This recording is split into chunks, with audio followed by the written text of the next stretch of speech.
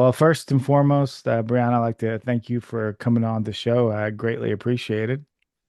Oh, thank you for the invite. Yeah, of course.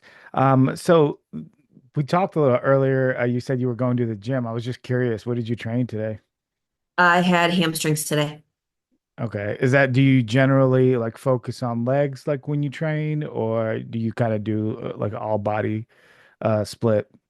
I have a full body split. It's Monday, Wednesday, Fridays are legs with some other stuff mixed in there, and then Tuesdays and Thursdays are my bench shoulder days, bench Okay. tricep days.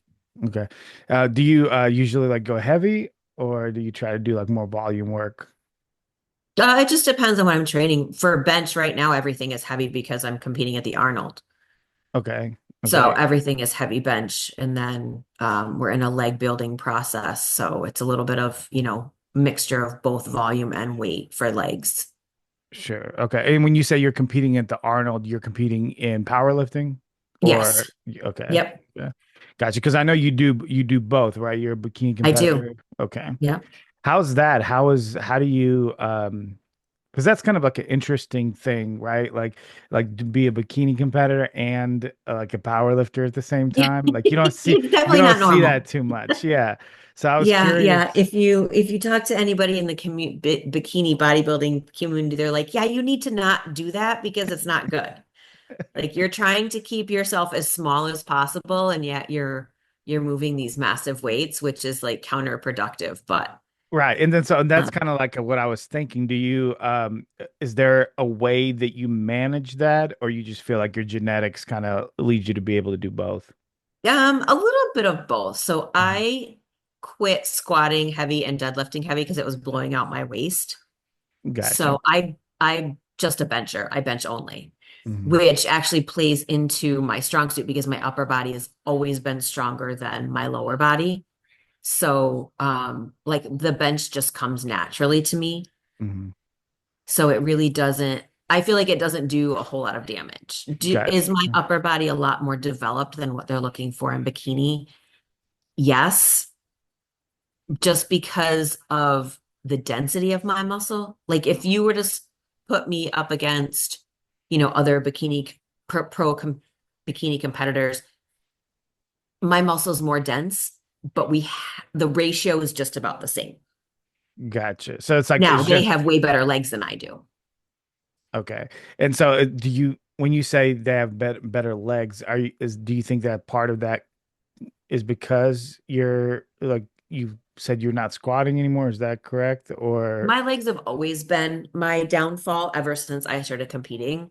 Mhm. Like that's always the judge's feedback is, your upper body develops so quickly that your lower body doesn't develop as fast. So So like build your legs, build your legs, build your legs. So it's mhm. like it's an ongoing process for me. Gotcha, gotcha. Well, I guess you do, everyone's got a strong, part and Yeah. everyone's got a weaker part. That's part of bodybuilding, is to Yeah. develop Yeah. yourself. So for sure. When did you start getting into like fitness and training? Was that something that you've done like all your life, or was there a certain point where you decided that I'm going to start doing this? I did my first competition in 2009. But before that, I was kind of always into the gym. I would say I got into it maybe my early 20s, early to Hmm. mid 20s, I would say. I actually started with kickboxing. Okay. And then from there, kind of transitioned into, just lifting weights. And then I found that I love to lift weights. I love to lift heavy. Hmm. And I was able to lift heavy. Yeah. Um, and then someone approached me in the gym one time and just said, "Hey, have you ever thought about competing?" And at that point, I had no idea what they were talking about. I knew nothing about bodybuilding. I knew nothing about powerlifting. I just went in and kind of moved the weights around. Yeah. Yeah. So I, did my research, was reading magazines back then because not all the information was out on the internet back then. And came across some articles and some pictures of Dana Lynn Bailey. Hmm. So way back in the day when DLB was just coming up herself and, doing the Olympia, was kind of my inspiration. So I went back to that person and said, okay, I'll give this a shot. see what it's all about. And then they recommended a couple of trainers in the area. So I picked one and, she coached me through my first set of shows, which was actually Mhm. three. I did three back to back. Um, That, took first, and this was back in figure. This was in mhm, figure. Bikini wasn't around then. mhm. Um, I took first in my first competition, third in my second, and then first in my third competition. Actually got my pro card in one of the natural organizations in my third show.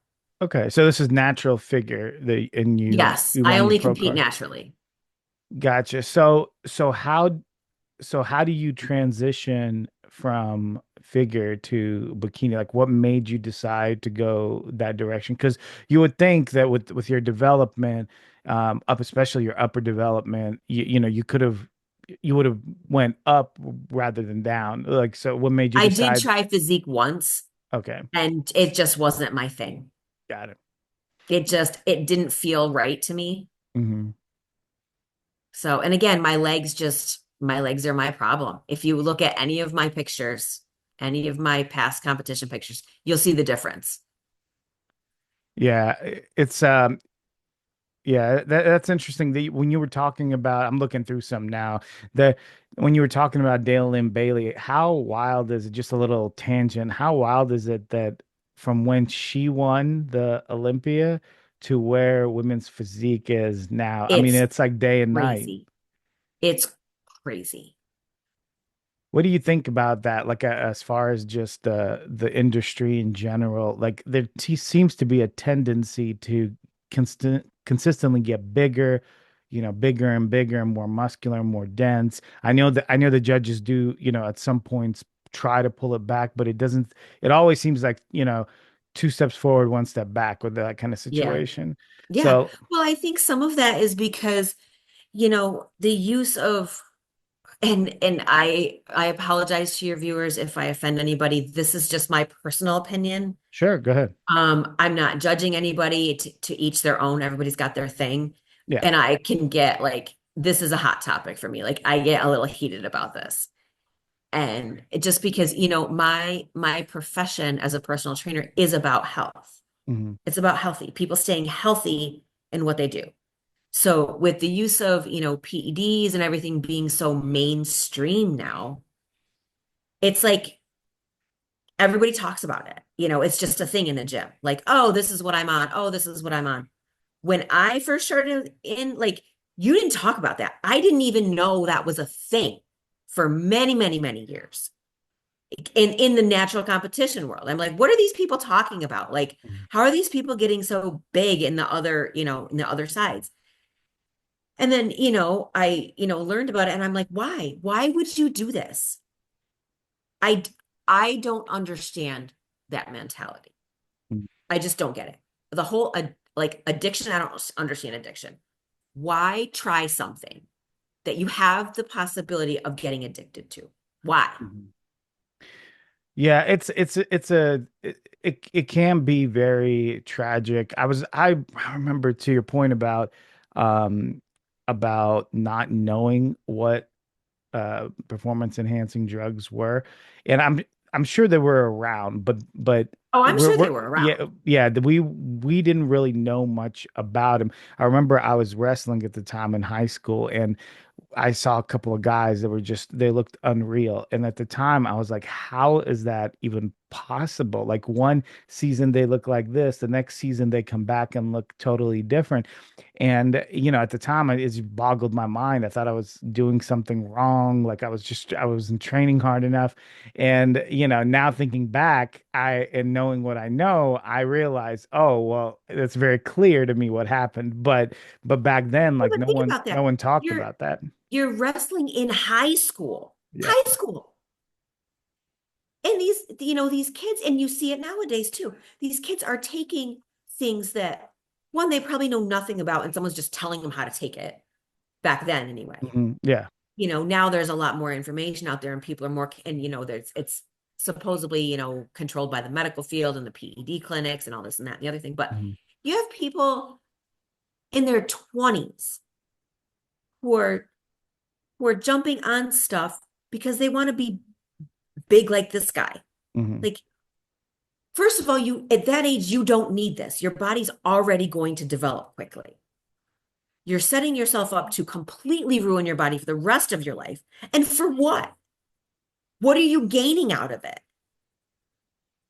A trophy. That's Exactly. That's that's exactly it. about it. Doing it for a plastic trophy. Yeah. Yes, you get the notoriety in some cases. But you also have to look at it like this. And I was talking with, I am sorry, like I said, this is a button for me. Oh no, no, go You have ahead. automatically pushed my button. We love buttons on the show, so go ahead. Um, Yeah. I was talking with my videographer one day about it. And he's like, oh, you're going to be, we're going to get you famous and we're going to get this and that. And I was Mhm. like, first of all, I don't know if I want to be famous. This is me. This is Right. what I do. I love to do this. And if people choose to follow along and enjoy my journey and get involved, that's great. Would I love to step on the Olympia stage? Absolutely 100%. Am I doing it naturally? Absolutely 100%. Do I have a chance of ever winning naturally? Hell no, I don't. So And that I was know, but I'm okay with that. so my question, I don't mean to interrupt, but my question was, and I guess you kind of answered it, but do you feel like it's possible, and we'll keep it in bikini because it is the division with less muscle. Do you think it's possible to win in bikini or get to at least like high level naturally now? I would like to say yes. Now, could I do it in the open class? No way. Hmm. I can't I can't compete with girls in their 20s and early 30s. I just can't. Yeah, well, I see My what you muscle mean. Mhm. density is is way more than what they're looking for. So in the masters divisions, that is what my goal Mhm. is to do the Masters Olympia. That is my goal. Yeah, Do I feel like I could do it? Yes. Do I feel like it's going to take me a lot longer? Probably. Am I going to have to work harder? Probably. Can you could you ever out diet, out cardio, outlift someone on whatever it is that they happen to be taking? Maybe, but I think for me, it's going to come down to, and this is going to sound bizarre, but it's going to come down to how my legs tighten up because the back of my legs is a hot mess. I'm just being honest. Like, I have no qualms about how I look aesthetically. I was actually looking back at video footage from my last shows last year, and I'm like, oh my God, the backside is a wreck. But knowing what I know now on more posing and posing techniques and things like that, it's like, okay, I know that I can fix some of that with just the way I pose. yeah, We also we've put more muscle on my hamstrings, we put more muscle on my glutes, which of course will help tighten everything up in the back. sure, sure. But am I willing to take the diuretics that really dry the hell out of you? No, I'm Yeah, not. Why? Because one, you're putting your body at risk for what? 1 day, 2 days? The amount of stuff you're taking leading up to that 1 day on stage. And again, for what? A trophy, a check of whatever it happens to be, which is never going to cover the cost of your prep because it's right, just not. right. And three in and again, I am probably going to hit some buttons on some people and I don't want to offend anybody, and this is what I said to my videographer when he talked about, me being famous. I said, okay, if you walk out onto the street anywhere and say this name, do you think 90% of the public is going to know who the hell you're talking about? No. These people are famous in a very small circle of the world. 100%. Bodybuilding, 100%. There's so many times where I mention, like a name to some of my friends that aren't, into the sport, and they have no idea who it is. Exactly. But Exactly. you, And you're wrecking your body for that.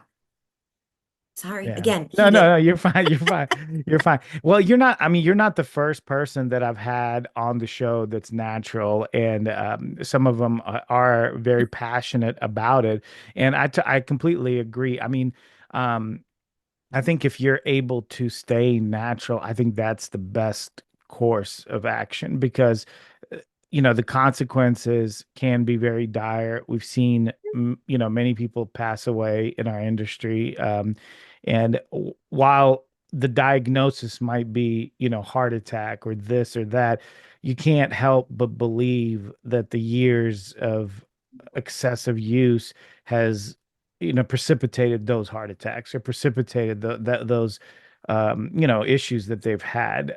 It's very hard to diagnose, oh, well, this person died from steroids Right. because there's no it's not like taking, cocaine and dying of an overdose. So Right. this is cumulative, issues that happen over And time it's and so yeah. sad. It's so sad to see. Like Hmm. it hurts my heart when I hear the kids in the gym, talking about, oh, I'm gonna get on TRT. I'm like, you're 24 years old.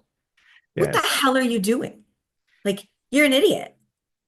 Yeah, I've yeah, a told hundred I've percent. told a couple of what we call our gym kids. We kind of take them under our wing and we coach some of them. And I told a couple of them, I said, if I ever hear you're even thinking about it, I'm going to kick your ass. And then I'm calling your parents. Like, That's do hilarious. not. And it's so popular now because it It is. now, It's so mainstream. yeah, oh, there's people like, I don't know if you're aware of who these people are, but Trend Twins and this and that. They have millions and millions of followers, and they basically built their whole image off of the fact that they're open about using performance enhancing drugs. And not And that, but they're also, again, they're influencing right. the younger generations. Yeah. Yeah. Yeah, and It's they're just, already young themselves. So the younger generations are becoming younger. So yeah, at younger ages, they're now knowing about these things that, like you said, you and me, we didn't know, about this until we were much older, what these things were. So yeah, yeah, yeah, yeah, it can be very tragic. It's sad when it touches like the children, that's when it really starts, like you start understanding the gravity of it. yeah, yeah. Yeah. Just to backpedal a little bit, what did you start competing in first? Was it powerlifting or was it It was bodybuilding? bodybuilding. Bodybuilding So first. I've only been powerlifting since 2002, Okay. 2001, 2021, sorry. 21. So now, yeah, not My brain's over there. it's all right. I 2021, I did my first powerlifting meet. I And get it. that was because, coming out of COVID when, Hmm. the world opened back up, Hmm. I knew I wanted to do something, but I wasn't mentally ready to jump into a bodybuilding prep. Hmm. And people just weren't like, I wasn't there yet. Mentally, I wasn't, but I knew I wanted something. I wanted something different. So I actually reached out to one of the natural organizations um, head guys, Kent Beerley. He's in charge of ANBF, uh, Bodybuilding Federation. It's a natural one. I'm actually a Hmm. pro in his organization. But anyway, Okay. I reached out to Kent, who is also a powerlifter. I said, hey, I'm thinking about doing a powerlifting meet. Would you be my coach?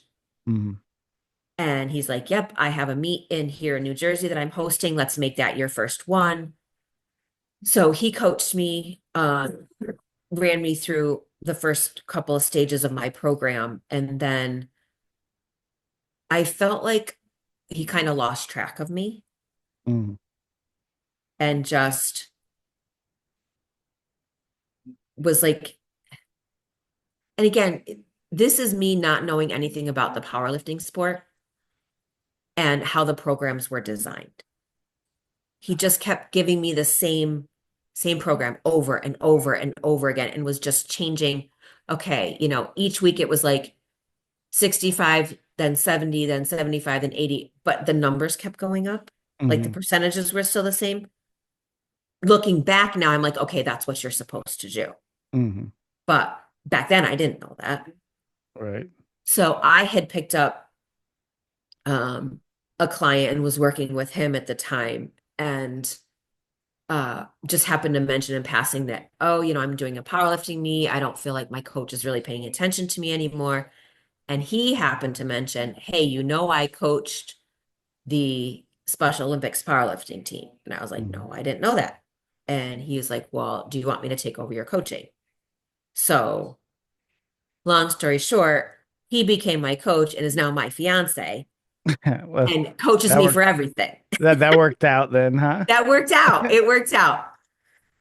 Uh, So he took over my coaching and has been my coach ever since. how was your experience in your first powerlifting meet? Were you nervous? Was it less hectic than bodybuilding, more hectic? Like how would you I feel like it's definitely less hectic. less hectic? Okay. Yeah, yeah. Is it But because go ahead. I'm one of those people where I need to not think and just do. Hmm. Like I need to stay completely 100% distracted and not think about what it is that I'm about to do. If I think, then I will mentally screw myself. So Like you're even with powerlifting now to this day, I never know what my numbers are going to be. I can't know because it messes with my head. Like he's in charge of my numbers. He tells me what my first attempt is. And from there on, I don't know. It could be like I've PR'd more than once and not known it. hmm Because if I know it, then I'm setting myself up for failure. Like right now, we have my road to 100 kg bench going up on YouTube, the series, leading up to the Arnold. And because I know that is the number I'm supposed to get to, it's messing with my head. Like the last couple of weeks, my lifts have not been great. I've I caught the funk that was going around our hmm area, the head cold thing that went around. I battled that for 2.5 weeks. Lifted again yesterday, benched yesterday, and it was all right. I think I barely made 85 kgs, which my last powerlifting, I cleared 90. hmm Well, So you were just sick. I guess that's probably the reason behind that. it is, but Yeah. it's all the numbers are messing with my head. Yeah. Yeah. So I need to take the next couple of days and just clear it out, refocus, forget all about the numbers and just like I tell my clients, trust your coach, trust the process, trust yourself. hmm It's good advice. Do you have anything that you do to clear your mind? Is there something like you do for like recovery, or is there something that helps you kind of get into the right mind space, or you just kind of force yourself to do it? Um, it depends.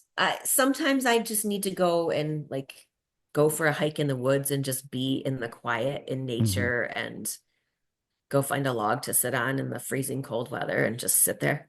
Like that is always very good for my soul and my head. Hmm. Sometimes just, sitting down with my music and diving into my music. I'm a Christian, so, sitting down and praying and getting Hmm. into my Bible and my devotions and stuff like that is always good for me, no matter where I'm at. Hmm. And I feel like that's where I need to be right now, is that's where my head needs to be. That's where my heart needs to be. Yeah. Yeah. So like cardio is now my devotion time. Gotcha. Like I put Gotcha. my audio devotions on and just kind of let it fill me. How, speaking of cardio, how much cardio do you do for something like a power meet? And this could also be just my ignorance because I'm powerlifting is the least of what my knowledge base. So you might have to kind of tell me, like what's the process of cardio in that? Was it just for yourself, or is that actually part of your plan? It for me, it's part of my plan. And everybody's different. It all depends because powerlifting is per weight class. So you have to make weight like you do in wrestling. Hmm. Okay. So it depends on how close you stay to your lifting weight on how your prep goes. Gotcha. So if you're right at the edge, then like you couldn't necessarily like eat as much as you wanted to. You would really have to keep yourself close to that point because you'd have to Yes. make weight when it comes Yeah. down to I it. always keep my diet under control. My diet Okay. is always very controlled. It's always macro based.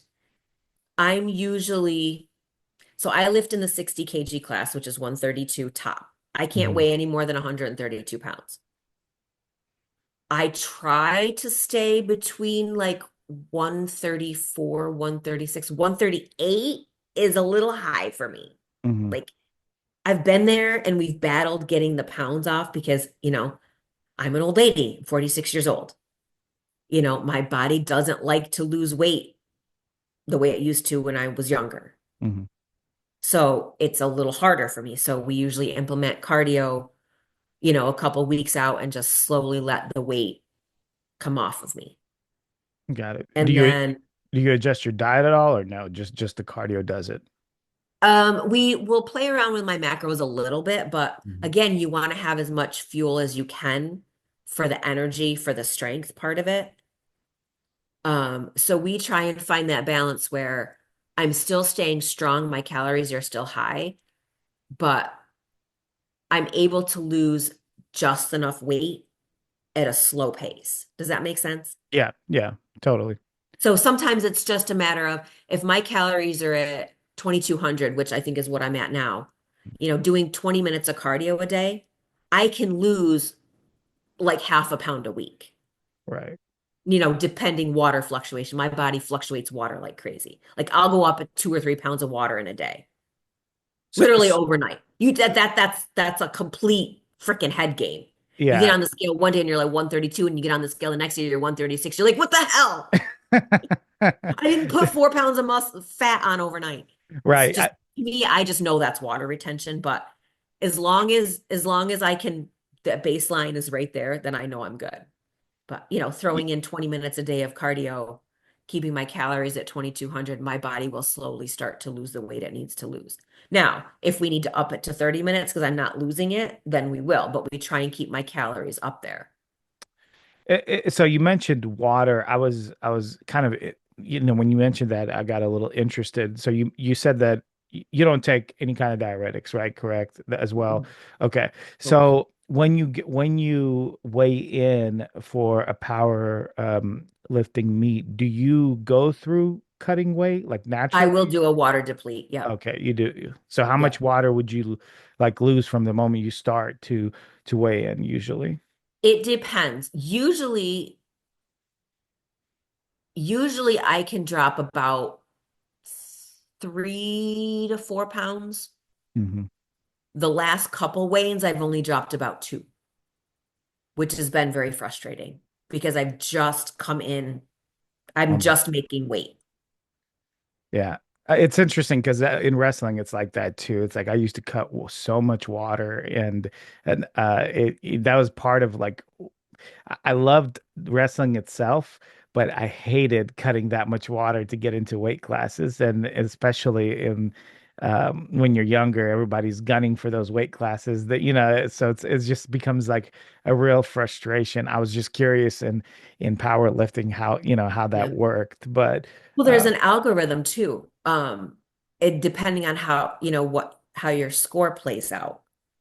The lighter, the lighter I come in, like even though I'm allowed to weigh 132 pounds, if I come in at 128 pounds and I lift the exact same weight that a girl that weighs in at 130 pounds, my score will be higher because pound for pound, I'm stronger. I I see. See, lifted the I exact didn't know same weight that. at a lighter weight. So the lighter we can get me to come in, the higher my score is. Mhm. So it's in your best interest to cut as much water as you can Yes, naturally and come in yes, lighter, then yes. rehydrate and put up higher weight. Yeah. The bottom end of my weight class is 126 and a half. Yeah. Anything lower than that, and it puts me in a lower weight class, which I don't want to do. Right. Anything over 132 puts me in the higher weight class, which I don't want to do. So I've got that 126 and a half to 132 is my range. Yeah. Well, that'll be interesting. You said that you're working on hitting a particular amount of weight that you're going to push in the bench. I- is that like a weight that you know that if you can bench that, that you can win, win your meet, or why is that particular weight so important? It to me that's just to be able to bench press 100 kilos, which I'll do the math for you. Hold Was it on. 2.2, right? I think it's 220.4. It's 220.4 pounds. yeah. It's a lot of weight. That's a lot of A lot of weight. weight. It's a That's a lot of lot of weight. weight. Yeah. So right now, my personal best is 90 kilos. 92 point what? 92.5. 92 point. See, I don't even know. I don't keep track. It does not, I'm telling you, it's a numbers game. 92.5 kilos is my personal best Okay. at a meet. I've benched 95. I've benched 95 in the gym, but that doesn't count. Gotcha. Gotcha. I mean, So I did it, so it kind of counts, but on record, it doesn't count. right, right, right. Yeah. Yeah, I get what you're saying. Yeah, that's interesting. And so like but do you know when you compete, like let's say you're going to the Arnold, do you know who's going to be there and what their, consistent weight they've been putting up, or you're just going in there, you don't know who's there, you're just focused on yourself. Um, I'm supposed to just focus on myself. Have I stalked the roster for the Arnold? Yes, absolutely Okay. 100%. Do I know who's going to be there? Yes. Have I looked at their records? Yes. Is it fucking with Gotcha. my head? Absolutely. Should I have done it? Nope. Gotcha. It's interesting. Some people like it messes with them. Other people it actually helps them. So it just depends on what kind of person you are. Some people Yeah. like to have that knowledge. Okay, well, this person's coming. I'm gonna gun for, them because they're considered great, or really good at the sport. So it depends on who you are. Other people they can't handle knowing that kind of information. They have to kind of be in themselves when they Yes, train. that is So me. I need that's to you. be, Yeah. I need to not know. Now, Yeah. when I get there, I'm the biggest social butterfly in the world, which is great because, it's one of the things I love about the sport is everybody is so friendly and Hmm. so like willing to help each other. Like, oh, let's share a bench, let's warm up together. You know, like it's not like, oh, she's my competition, so I'm gonna like, Right. eyeball her all day long and try and intimidate her and whatever. We're all back there with like, oh my God, what did you eat after weigh-ins? It's like like backstage of a bodybuilding show. It's the Got same it. thing. Everybody's talking, hanging out, talking about food. We're sharing gummy bears, we're sharing pre-workouts, whatever it is, That's because fun. after you weigh in, you can go eat Right, right, right. and That's rehydrate but I will say that my my approach seems to be a lot different than the traditional powerlifting approach. hmm. In what Like, way? well, first of all, the way they eat, with the way a lot of the powerlifters eat is like they eat whatever the hell they want. Right.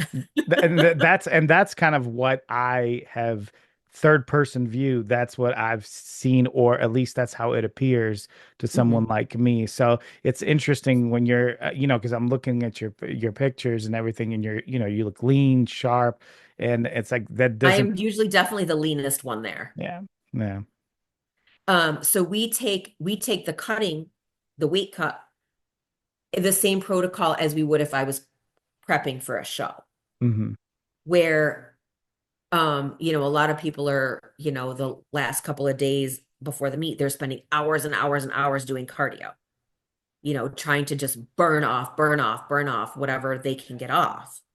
And then, sit in the sauna sweating their asses off. Yeah. Um, do I do a sauna? Yes, I do. Mm. But I'm not in there for hours. God, no, I Right, die. right. Yeah. Yeah, it's I imagine that if you're pushing yourself so hard at the end, it's kind of detrimental to your performance. You know, Yeah. it's nice to be able to glide in into the, Hmm. into the meat. Yeah. So, yeah. So so you're gonna do this Arnold meet, do you have any kind of aspirations afterwards? Are you planning on another power meet? Are you planning on a bodybuilding show? What are We you doing? have plans. I Okay. haven't put it out there yet. Okay. I Okay. haven't officially put it out there yet, but yes, there is plans for bikini. Got it. And it's the day after the Arnold starts bikini prep Got it. for an 8 week prep for bikini, which is crazy because it's usually Yeah. like 20 weeks. Got Like start it. to finish for me is 20 weeks. Did you But f- do you but f- because I'm already as as lean as I am right now, mhm. I'm about 10 pounds away from my stage weight. Okay. You answered my question. That's what I was gonna Yeah. say. Yeah. I usually try and stay like 10, 12, at the most 15 pounds above stage weight. But again, being the fact that I'm locked into a weight class for powerlifting, it helps me stay there. Hmm. It helps me stay closer to my stage weight. So in that 8 weeks, is the goal going to be just try to grow hamstrings or tighten them up at least? Or what do you have like a Tighten plan them in up and just place? peel off the body fat Gotcha. Gotcha. And the posing, I guess, that you were talking and the about, try posing. Yeah. pose around it. Posing has really exploded because when I was younger, posing wasn't focused on as much. And when people posed well, everybody was like so surprised because it was like, wow, this person poses so well. But now you have so many coaches now that just do posing. Like that's all they do is Yeah. teach people how to pose. So I feel like posing is really boomed and I love that because a lot of times you work so hard to get a good physique. And if you don't pose it right, it's kind of pointless because no one really gets to see 100%. it. Yep, 100%. And it's interesting that it flows over into like the regular gym culture too. Like Hmm. I see kids in the gym all the time that are posing that are they have no intention of getting on stage ever. Yeah, They all the just time. Yeah, they just do the poses. And it's like, good for you. Get out Yeah. of my space. Yeah, I just saw a guy That's what the posing room downstairs is for.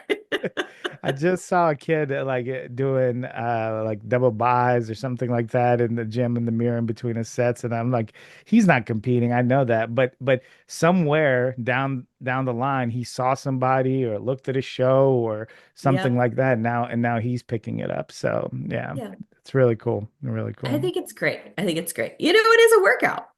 Yeah, It's oh for sure. For we sure. I was working with one of my bikini girls today, just starting her. She just we just decided yesterday she's going to compete. She does powerlifting. She's one of Mm, our powerlifters. okay. Um, and she's, talked about, maybe I'll do a bodybuilding show. I don't think it's my thing. And now she's like, yeah, I think it's my thing. So it's like, Yeah, okay. it gets addictive. Like it's one of those things. I find this to be the case with many individual sports, like wrestling, like MMA, like things like that, like bodybuilding. Anytime you have individual sports, I find they have a really strong pull on the individual. It's like once you get into it, it's like you just become so passionate about it. It's hard to stop. And I mean, it can be a very good thing too, to do that. It keeps you, in most cases, active and healthy and Mhm. something to strive for. Yeah. Yeah. I agree. I agree. But I was running her through like her mandatories, just teaching to her today. She's like, this is a lot harder than I thought. And I was like, yeah, posing's no joke. Like Yeah. you will be sore tomorrow. So, Yeah. Yeah. It's interesting because it's like it doesn't look like it'll be much when you're seeing somebody pose. It doesn't look like it's that intense, but you're right. It can be really tough. mhm, mhm. Yeah, for sure.